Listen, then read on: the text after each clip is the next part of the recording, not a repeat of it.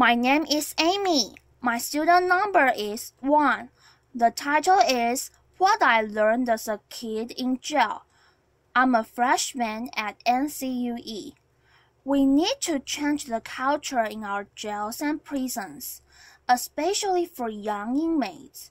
New York State is one of only 2 in the U.S. that automatically arrests and tries 16 to 17-year-olds as adults.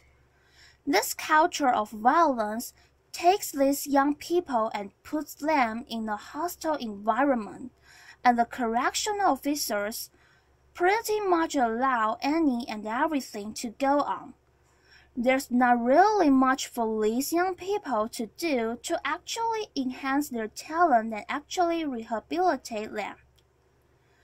Until we can raise the age of criminal responsibility to 18, we need to focus on changing the daily lives of these young people. I know firsthand, before I ever turned 18, I spent approximately 400 days on Rikers Island, and to add to that, I spent almost 300 days in solitary confinement. And let me tell you this. Screaming at the top of your lungs all day on your cell door or screaming at the top of your lungs out the window, it gets tiring. Since there's not much for you to do while you're in there, you start pacing back and forth in your cell. You start talking to yourself. Your thoughts start running wild, and then your thoughts become your own worst enemy. Jails are actually supposed to rehabilitate a person, not cause him or her to become more angry, frustrated, and feel more hopeless. Since there's not a discharge plan put in place for these young people, they pretty much re-enter society with nothing, and there's not really much for them to do to keep them from recidivating. But it all starts with the COs. It's very easy for some people to look at these correctional officers as the good guys and the inmates as the bad guys, or vice versa for some. But it's a little more than that. See, these COs are normal, everyday people. They come from the same neighborhoods as the population they serve. They're just normal people. They're not robots, and there's nothing special about them. They do pretty much everything anybody else in society does. The male COs want to talk and flirt with the female COs. They play the little high school kid games with each other. They politic with one another, and the female COs gossip to each other. So I spend numerous amounts of time with numerous amounts of COs. And let me tell you about this one in particular named Mario. One day he put me in between the A and B doors, which separate the north and south sides of our housing unit. He put me there because I had a physical altercation with another young man in my housing unit. And he felt, since there was a female officer working on the floor, that I violated his shift. So he punched me in my chest. He kind of knocked the wind out of me. I wasn't impulsive.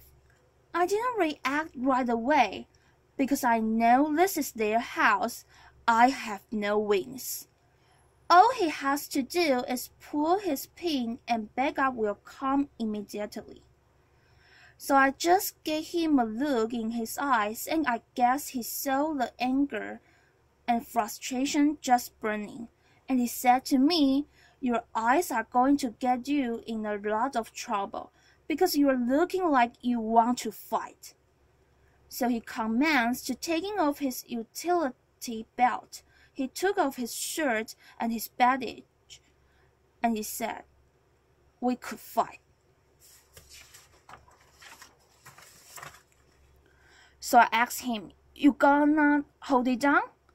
Now, that's a term that's commonly used on Rikers Island, meaning that you are not going to say anything to anybody, and you are not going to report it. He said, "Yeah, I'm gonna hold it down. You gonna hold it down?" I didn't even respond. I just punched him right in his face, and we began fighting right then and there. Towards the end of the fight, he slammed me up against the wall. So while we were tussled up, he said to me, "You good?"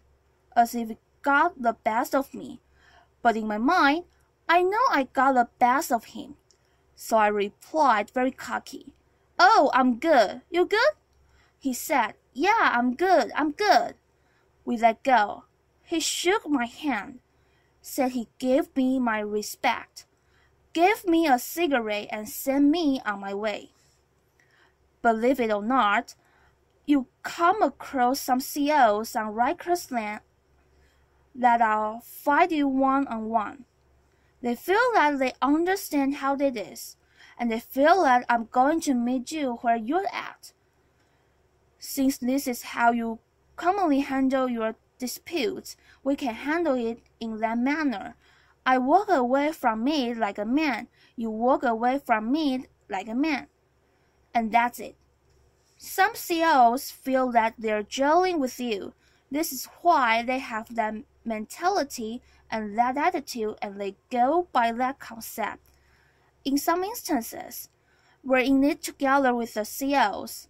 However, institutions need to give these correctional officers proper trainings on how to properly deal with the adolescent population. And they also need to give them proper trainings on how to deal with the mental health population as well. These CEOs play a big factor in these young people's lives for X amount of time until a disposition is reached on their case. So why not try to mentor these young people while they're there?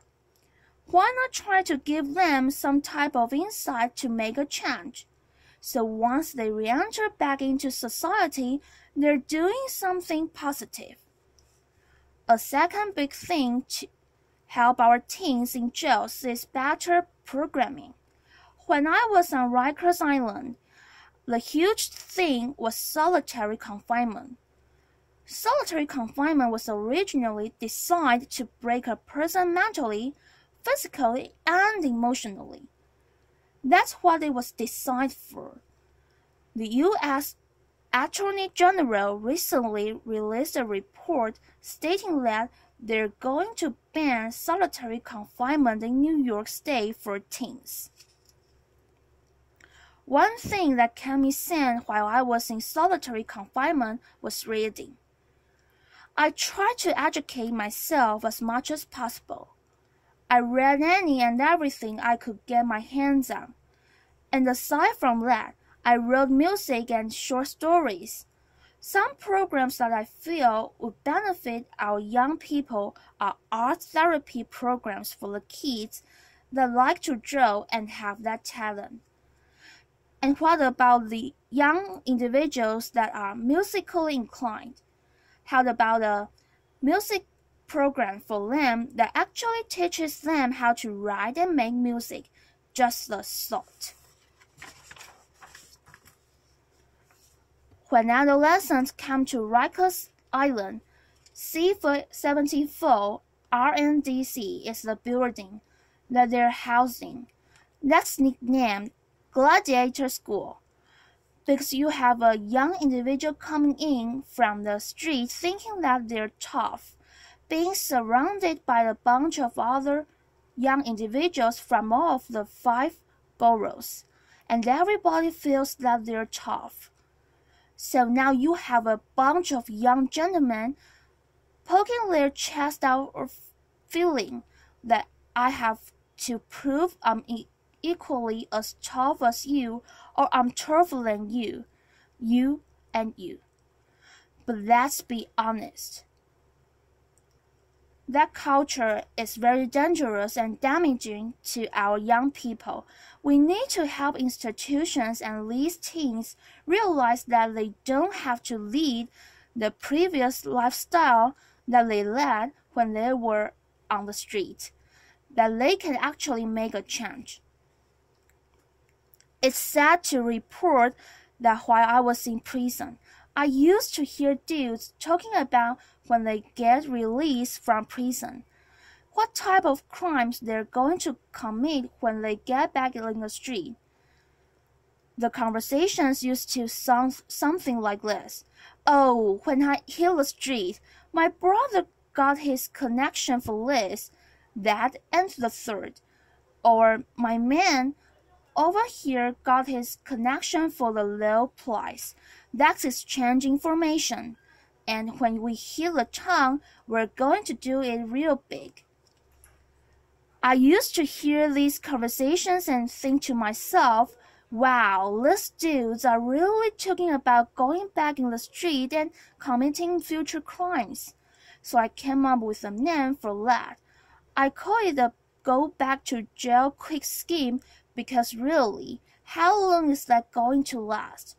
You get a retirement plan with that, nice little pension, 401k, 403b. You get health insurance, dental. But I will tell you this, being in jail and being in prison, I came across some of the most intelligent, brilliant, and talented people that I would ever met. I've seen individuals take a potato chip bag and turn it into the most beautiful picture frame. I've seen individuals take the state soap that's provided for free and turn them into the most beautiful sculptures that would make Michelangelo look like a kindergartner made it. At the age of 21, I was in a maximum security prison called Elmira Correctional Facility. I just came out of the weight check from working out, and I saw an older gentleman that I knew standing in the middle of the yard just looking up at the sky. Mind you, this older gentleman was serving a 33 and a third to life sentence in which he already had served 20 years of that sentence. So I walked up to him and I said, "Oh gee, what's going on, man? You good?"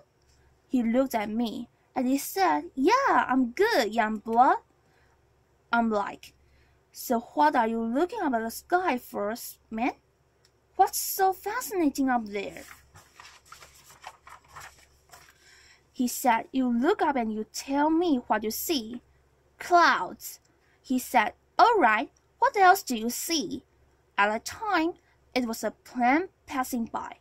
I said, "All right, I see an airplane." He said, "Exactly. And what's on the airplane?" "People." "Exactly. Now where's that plane and those people going?" "I don't know. You know?" "Please let me know if you do. Then let me get some lottery numbers." He said, "You're missing the big picture, young blood. That plane with those people is going somewhere while we're here stuck. The big picture is this. That plane with those people going somewhere, that's life passing us by while we behind these walls stuck." Ever since that day, that sparked something in my mind and made me know I had to make a change.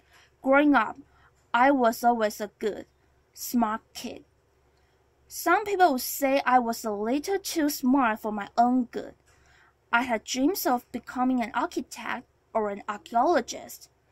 Currently, I'm working at the Fortune Society, which is a re-entry program, and I work with people as a case manager that are at high risk of recidivism. So I connect them with the services that they need once they are released from jail and prison so they can make a positive transition back into society. If I was to see my 15-year-old self today, I would sit down and talk to him and try to educate him, and I would let him know, listen, this is me, I'm you, this is us, we are one.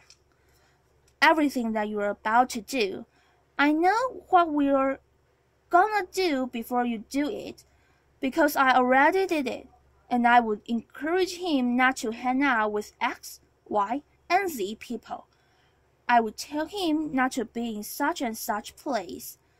I would tell him, keep your behind in school, man, because that's where you need to be, because that's what's going to get you somewhere in life. This is the message that we should be sharing with our young men and young women.